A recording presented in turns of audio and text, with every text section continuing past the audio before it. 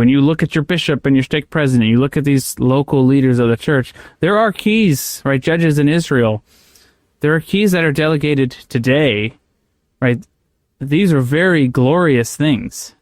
These are very sacred keys that Christ has put on the earth to administer his kingdom. And he truly does delegate judgment. And there's a lot of grace in that even. But it's very interesting. This is very direct. This is very black and white here, that like the apostles, in this case particularly the original 12, right, they have a role in the judgment of the house of Israel. It's just, there's a lot of meat on that bone.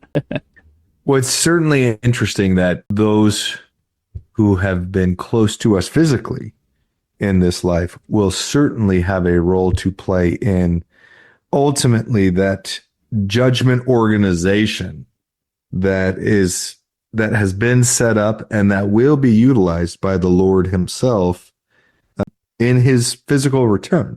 Like, that doesn't just go away. And sometimes we have this idea or this vision in our head that when Christ returns, he's just magically going to just make everything happen, that things are just going to appear, that things are just going to be, he'll just say it and it will happen without any effort on our part. And that's just simply not the way that the Lord works. There's a lot of apostate Christian mysticism that's still in the church. That's still in the church. Yeah. We've had all of this restoration and the plainness of the gospel been restored. Mm-hmm.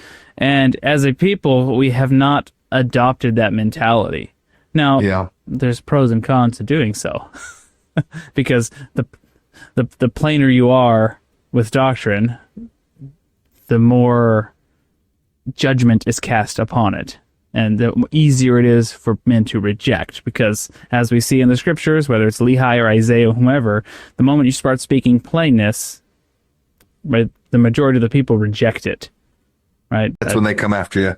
That's when the martyrdom start. And that's true even within the church. Right? Brigham Young had problems with this all the time. He starts speaking plainly, and even his apostles or other people were like, "Hold your horses there. We can't be having that." So he did. He held his horses.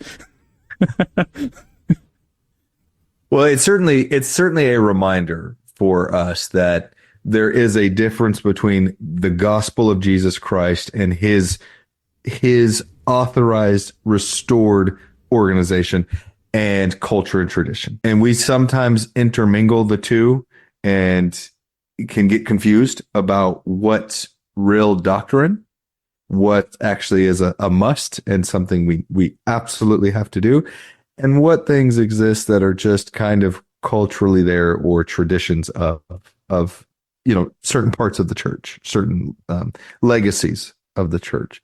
And it's like, we've got to be willing to kind of throw that off too, and we certainly feel, I think, an unnecessary pressure to show that we fit in with the rest of Christendom. Get that sentiment. I totally understand it.